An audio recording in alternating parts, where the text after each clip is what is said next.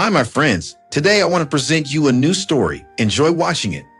The cemetery was quiet, the air heavy with a stillness that pressed against my chest. I stood by Lydia's grave, my hands buried deep in my pockets, staring at the simple headstone. 4 years had passed, but the pain still clung to me fresh and raw. "I'm sorry, Lydia," I whispered, my voice cracking. "I should have been there. I should have done more." I closed my eyes, and the memories flooded back. That frantic drive to the hospital, Lydia's hand gripping mine, her smile hiding the fear she didn't want me to see. I remember how I kept telling her everything would be all right, even when I wasn't sure. But it wasn't all right. The doctor's somber faces, the sterile white walls, and the cold, empty space where she should have been. It all haunted me. I was left with nothing but regrets, wondering if I could have done something different, something to save her. I crouched down, brushing my fingers over the engraved letters of her name. "I miss you," I said, barely able to hold back the tears, every day. The wind picked up, rustling the leaves around me, as if answering my unspoken plea. But there was no comfort in it, no relief. I took a deep breath, pushing the grief down. I had to get home to Hall. She was my anchor, the reason I managed to drag myself out of bed every morning. The drive back was short, but it felt like a lifetime. My mind kept drifting to the past, to moments when Lydia's laughter filled the car, when we'd talk about everything and nothing. I tightened my grip on the steering wheel, forcing myself to focus. As I pulled into the driveway, I saw Hal's small face pressed against the window, her eyes bright with excitement. "Daddy," she called, running out the door before I even stepped out of the car. Her smile was wide, her cheeks flushed with the pink of a carefree childhood. "Hey, my little sunshine," I said, scooping her up into my arms. Her giggles echoed in my ears, a balm to my aching heart. "What did you do today?"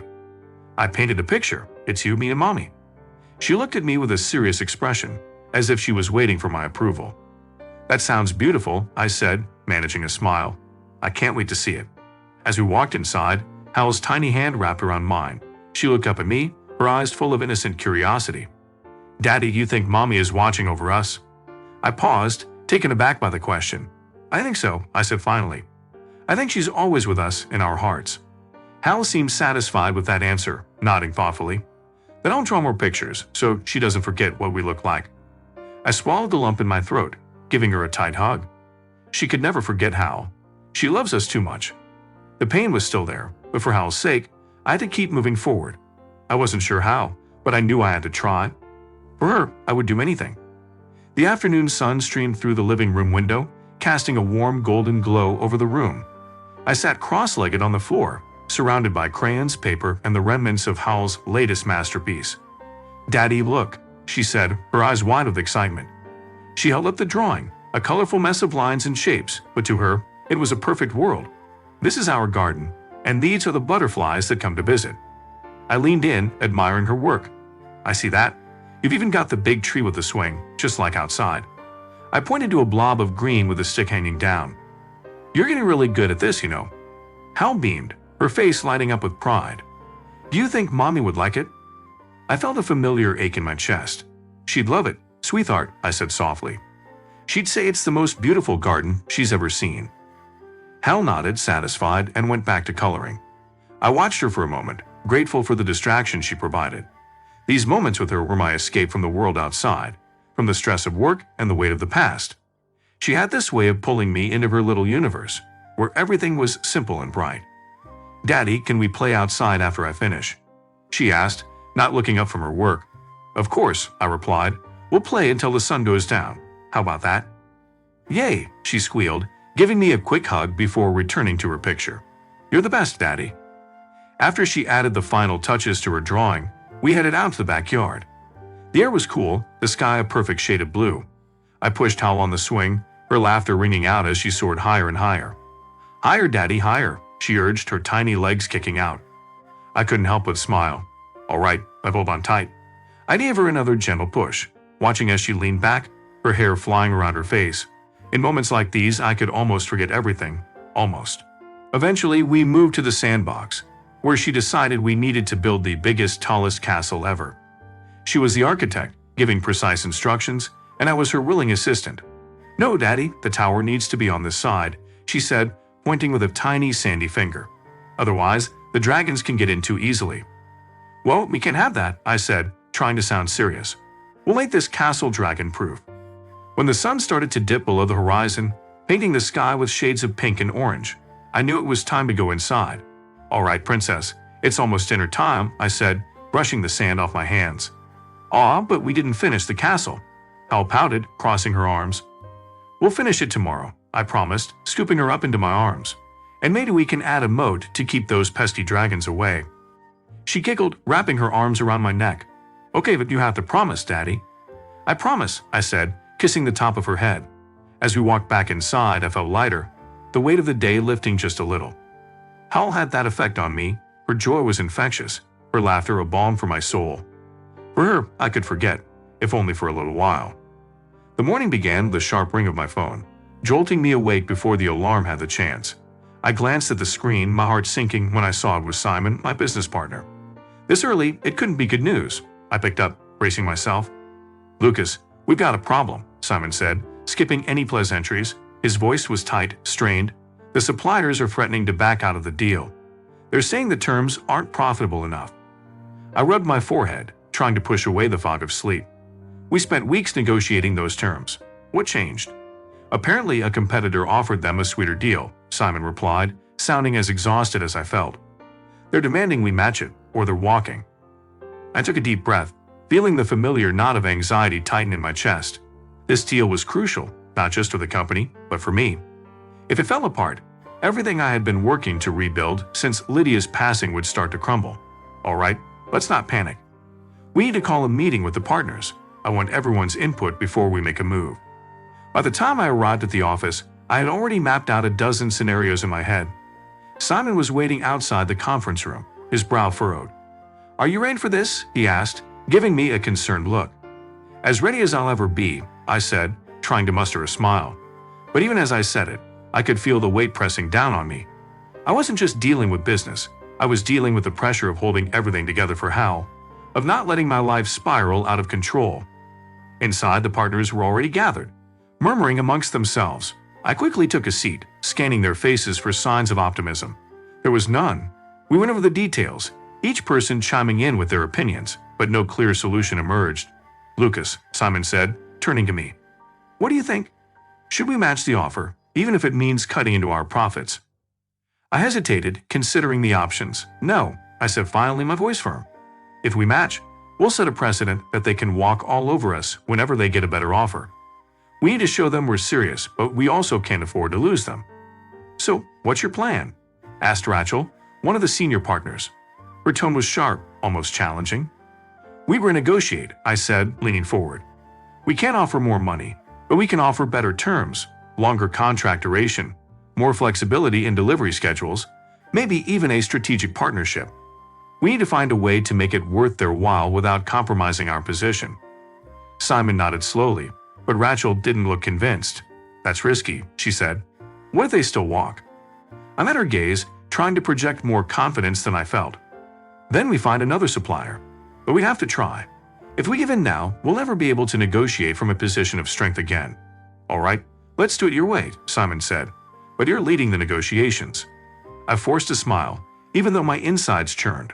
"I'll set up a call for this afternoon."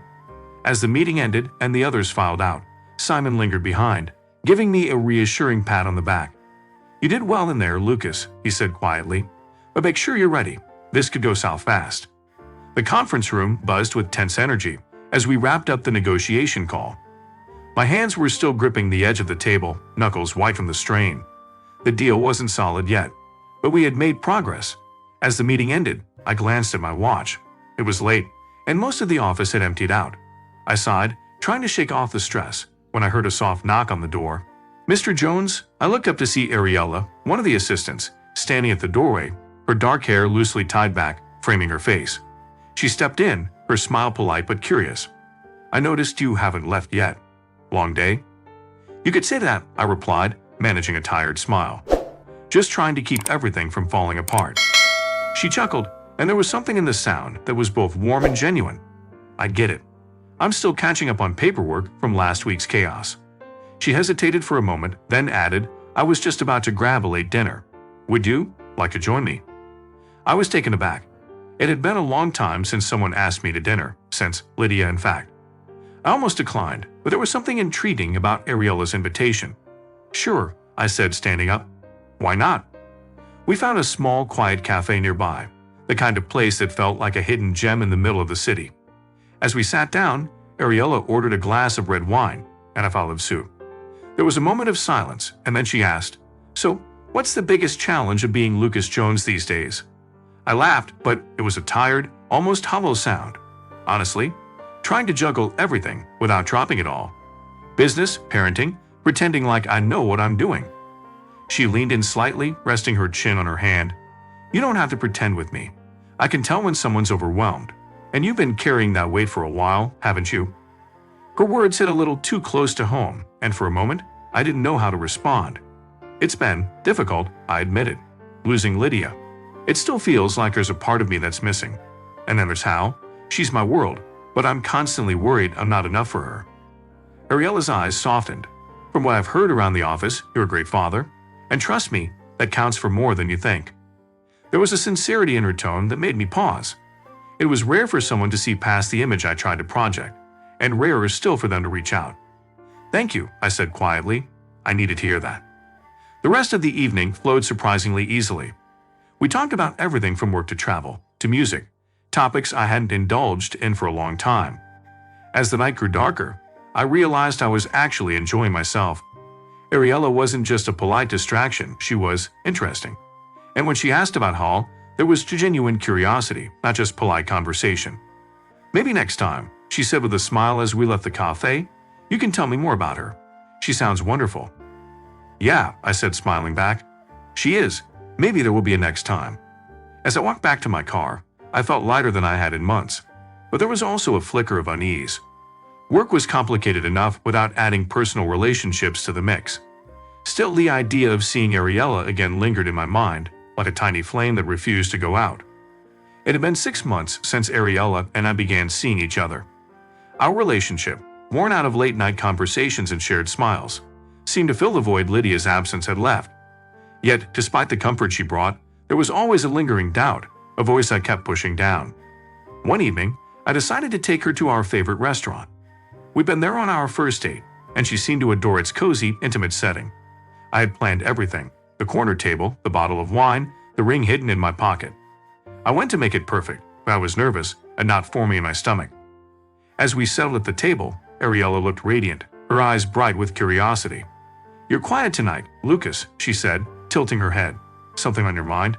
"Just thinking," I replied, forcing a smile. "About us? About how far we've come." Ariella reached across the table, taking my hand in hers. "I'm glad you brought me here tonight. It feels special." I took a deep breath, trying to calm my racing heart. "Ariella, you've been a light in my life. After Lydia, I never thought I could feel this way again." She watched me, her expression unreadable, but there was a flicker of anticipation in her eyes. I stood up, reaching into my pocket, and then knelt down beside her chair, pulling out the ring. "I want to spend my life with you," I said, my voice steady despite the pounding in my chest. "Ariella, will you marry me?" She gasped, her hands flying to her mouth, but there was something about the way her eyes flickered that made my heart skip a beat. Then, slowly, she smiled. "Yes, Lucas," she whispered, her voice warm, almost too smooth. "Of course I will." As I slid the ring onto her finger, I felt a rush of relief, a sense of hope that maybe I was finally moving forward. She leaned in and kissed me, and for a moment, everything felt right. But as we embraced, I couldn't ignore the cold feeling creeping up my spine. Something wasn't quite right, but I pushed it aside, determined to focus on the future. We finished dinner, and Ariella excused herself to make a quick phone call. "Just a friend," she said, flashing a smile. "I'll be right back." I watched her leave, my mind buzzing. This was supposed to be a happy night, a step toward a new beginning. But as she disappeared around the corner, I couldn't shake the feeling that I was missing something, a detail hidden in plain sight. A few minutes later, she returned, her smile brighter than before. "Everything okay?" I asked, trying to read her expression. "Perfect," she said, leaning in to kiss me again. "Tonight was perfect, Lucas." I wanted to believe her, but the nagging doubt was back, stronger than ever. As we left the restaurant, I told myself it was just nerves, the fear of moving on after losing Lydia. But deep down, I knew it was more than that. Something was off, and I just didn't know what it was yet. The day I married Ariella, I thought I was finally closing a chapter of pain and opening one of new beginnings. Hal seemed to like her, and it felt like maybe, just maybe, I was allowed to move forward. But looking back, I can see how I was blind to so many signs. Those little moments where she was too eager, too smooth, or the way she seemed to know things she shouldn't. But I wanted to believe I needed to believe that this could be my second chance at happiness. It was late one evening, a few months after our wedding, and the house was quiet. I was finishing up some last-minute work in my home office when Hal tiptoed in, her face pale, eyes wide with fear. "Daddy, I need to tell you something," she whispered, her voice trembling. "It's about Ariella." I turned to her concerned. "What's wrong, sweetie?" I heard her on the phone," she said, her words coming out in a rush. "She was talking to someone named Leighton. She said she's going to put something in your drink tonight. Poison, Daddy." My heart froze. "Are you sure, Hal? Did you hear her say that?" Hal nodded, tears brimming in her eyes. "I heard her, Daddy. She said she's going to make it look like an accident, and then she'll take over your company." My mind was reeling. I wanted to believe it was a misunderstanding, some horrible mistake, but the look in Hal's eyes told me otherwise. I eyed her tightly, trying to calm the panic rising in my chest. "Thank you for telling me, sweetheart," I said, forcing my voice to stay steady. "I'm going to handle this." I knew I had to act quickly. I had no time to process the betrayal, the heartbreak.